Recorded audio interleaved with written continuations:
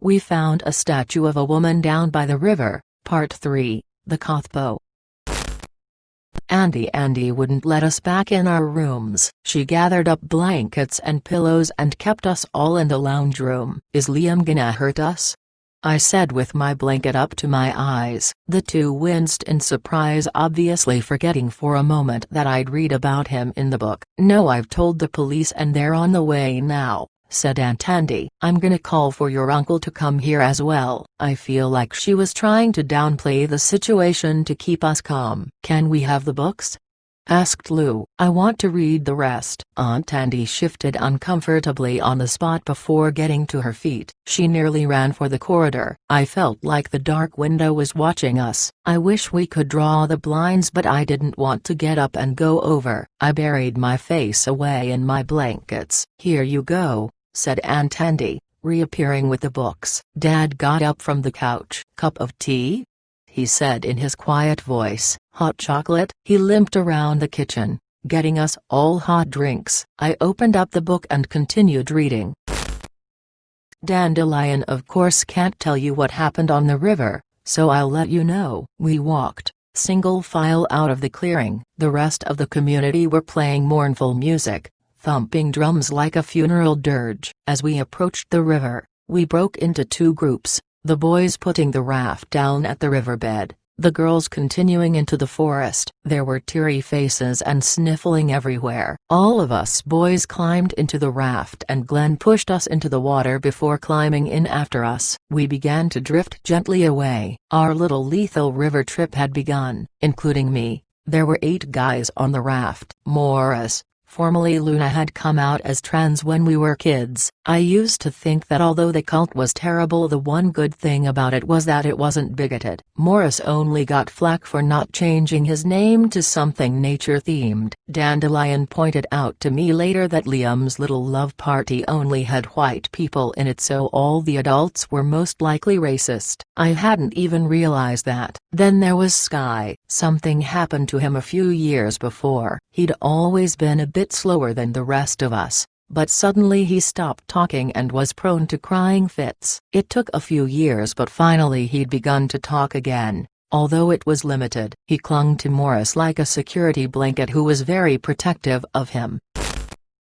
Glenn was the oldest of us and expecting a child with one of the girls. Belladonna. Blaze, who was the youngest of us at 13, had a bad squint and in hindsight probably should have been wearing glasses. But our backwards little cult didn't accept that. Then there was Forrest, who was a big gangling joker. Finally there were the 2 twins, Robin and Rowan. The funeral music had changed to something strange and ominous. We all shifted uncomfortably on the raft. We're pretty lucky, said Rowan. There's not as much of us compared to the girls. It will be hard to lose so many of them. Yeah, but all they have to do is dance, said Blaze. It's bullshit that we have to row down the river and they just have a party. Blaze was the most bitter of us and I didn't blame him. He'd only just turned 13. If the Kothpo had been done literally a week earlier, he would have been safe. It seemed particularly unfair that he had to participate. Seriously?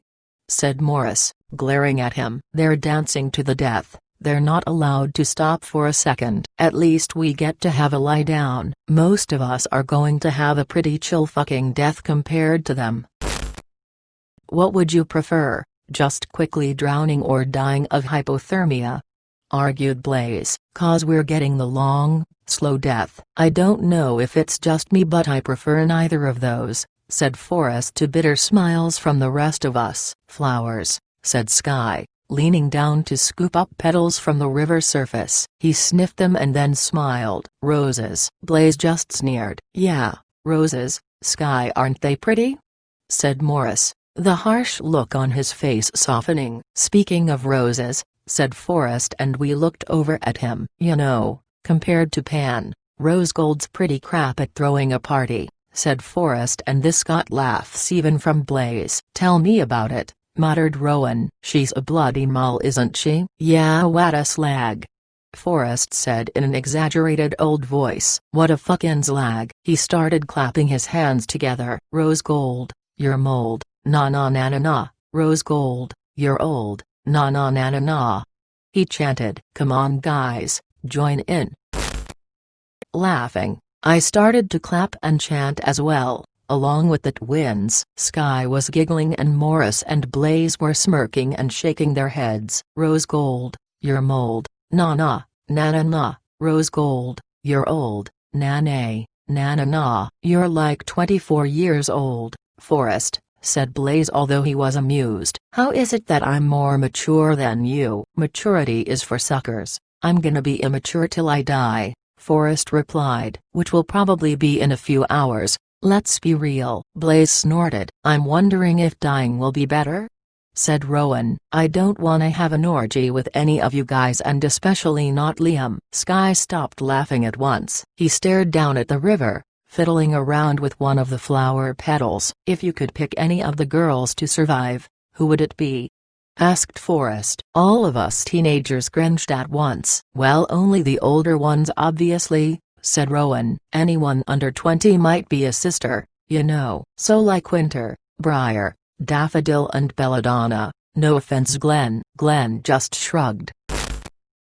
Sex apparently helps a baby get born, so I don't mind, he said. It come out with a big dent in its head though, said Forrest at once, to peals of laughter from all of us. Flatter yourself much?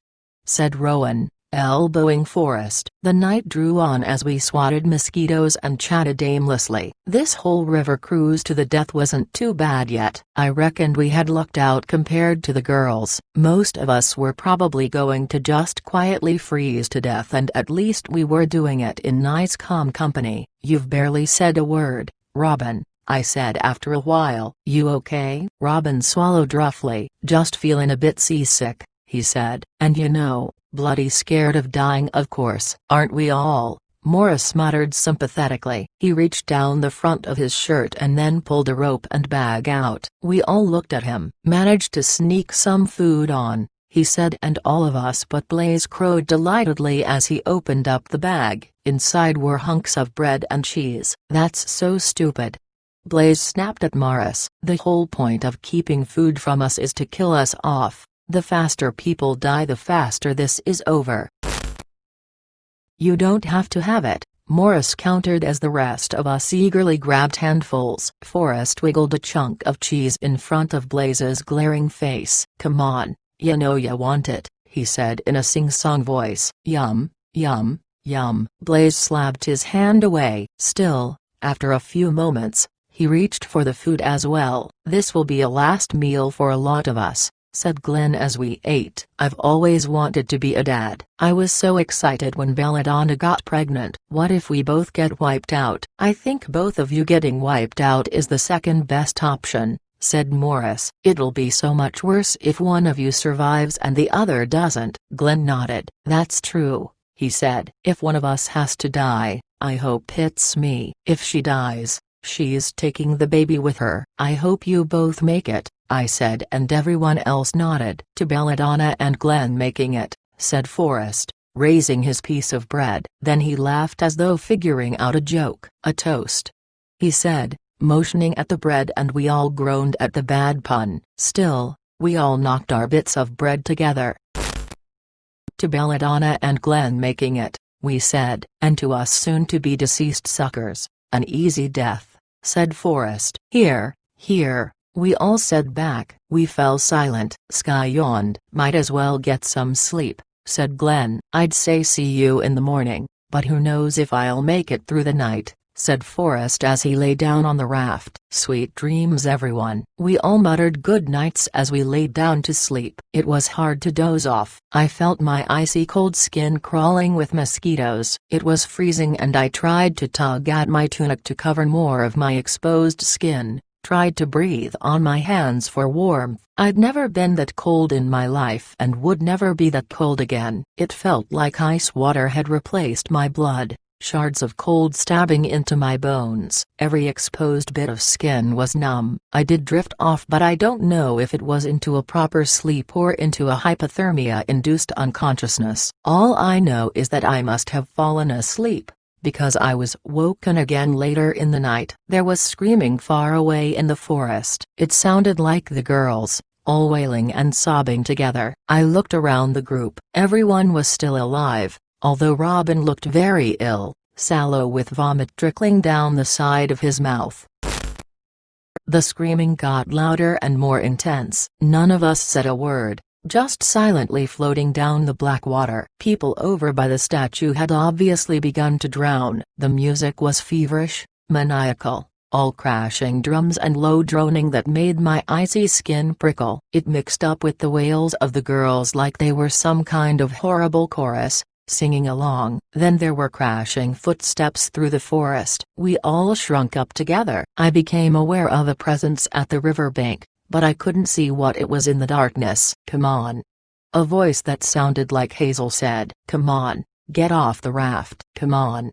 The voice of Fern called. "This is bullshit. We don't have to do this." "It's a hallucination," said Blaze at once. "Guys, we're all getting hypothermia. We're gonna start seeing and hearing things." "Alright, don't go plunging into the goddamn river." "How are we all having the same vision?"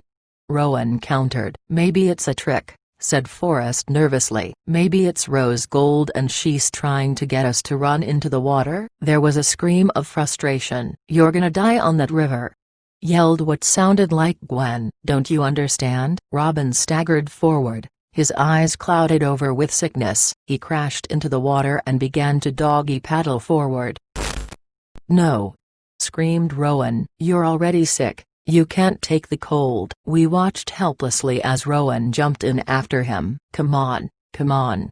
The voices of the girls yelled out. The twin brothers swam through the black water towards their voices. Soon they had reached the riverbank. "Careful of the..."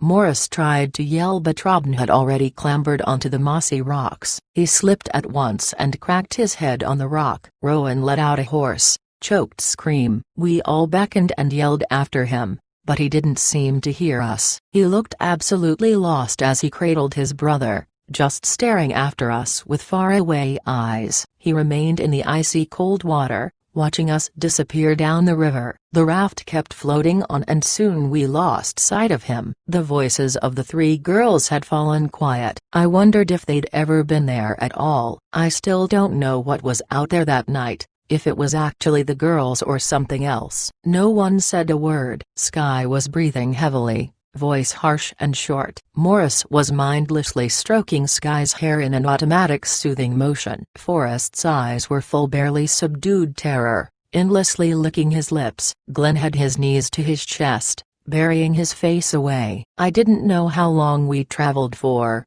time melting together into a mindless blur. I could see that the dawn was breaking. The black night sky was shot through with pink streaks, the golden sun rising over the horizon. "I bet you all want me to die," Blaze said suddenly. "You're all against me, I can tell." "No one's against you," I said at once. "We don't want anyone to die." "Bullshit," said Blaze. "Forrest is funny, Glenn has a baby on the way, you're the nice guy and Morris and Sky are boyfriends or whatever. Then there's me, just some kid no one likes. You all secretly want me to go next." He got to his feet and the raft teetered to and fro. We all clutched to the sides, trying not to be flung into the water. "Sit down, you idiot," Morris snarled. "That's it, you just think I'm a dumb kid, don't you?" Blaze screamed, stamping his foot. Water surged onto the raft as we tried to keep it steady. "Yeah, I do. You're trying to capsize the boat cause of a temper tantrum," Morris sneered back. "I didn't know they let toddlers do the Kothpo." Blaze launched at him in a fury of flying fists. Morris grappled with him, trying to block the attacks and push him away. Hit back, you talk shit and you can't even take a punch," Blaze was shouting. "Calm down," yelled Glenn. "What's the matter with you?" Sky had his arms over his head, rocking on the spot, his eyes clenched shut. I exchanged looks with Forrest. The raft was approaching a low-hanging branch. Blaze was going to be knocked down. "Duck," I said, but Blaze was too in a rage to notice. "Duck." With a thump, Blaze was smacked in the back of the head and fell into the water. Morris immediately scrabbled to his knees, sticking out his hand. "Grab my hand, come on, we'll get you back on," he shouted as Blaze splashed desperately in the water. He grabbed Morris's hand, tugging hard. I still don't know if he did it on purpose or if it was accident. I like to think it was an accident that Blaze didn't try to take Morris down with him. No! Screamed Sky as Morris hit his chin on the edge of the raft, crashing into the river as well. The two of them disappeared under the surface. No, no, no please.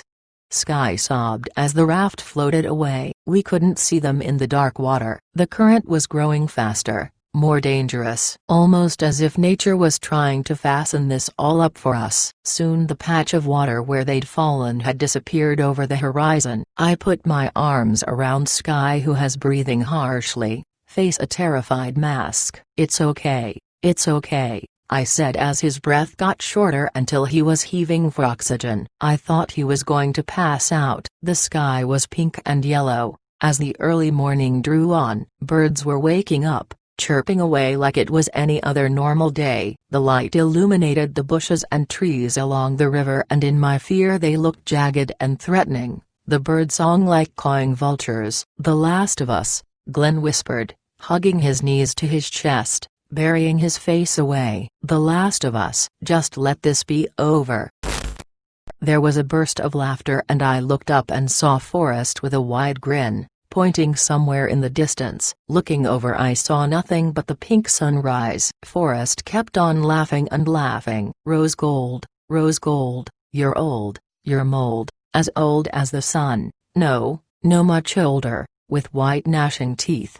Forrest screamed, eyes bugging, froth at his cracked lips. "She'll never be satisfied. She's always hungry." Moloch, and darkness and decay and the rose death held imitable sway over them all. "Leave us be, Queen Bee. Leave us be, Queen Bee." The last word was stretched out into a maniacal wail as he clutched at his neck. His nails dug into the flesh as he began to claw and rip, choking on the blood as he tore out his own throat. Red liquid gushed down his white tunic as he fell to his knees. He fell into the water, still trying to scream through his mangled vocal cords. I clutched at Sky, who was sobbing, into my shoulder. Glenn and I watched the body float away, face contorted into a grotesque grinning mask. No one said a word. The current had calmed again and the raft gently floated over to a bend in the river, hitting the bank and coming to a stop. I wonder if we would have reached the river bend if Forrest was still with us. If we had all died earlier, would the river bend have appeared out of nowhere? Was nature waiting for us to get down to 3 before ending the trip for us? Silently, we climbed out of the raft. We were all trembling in the cold and shock, standing close together for warmth. The Kothpo was over. We had survived.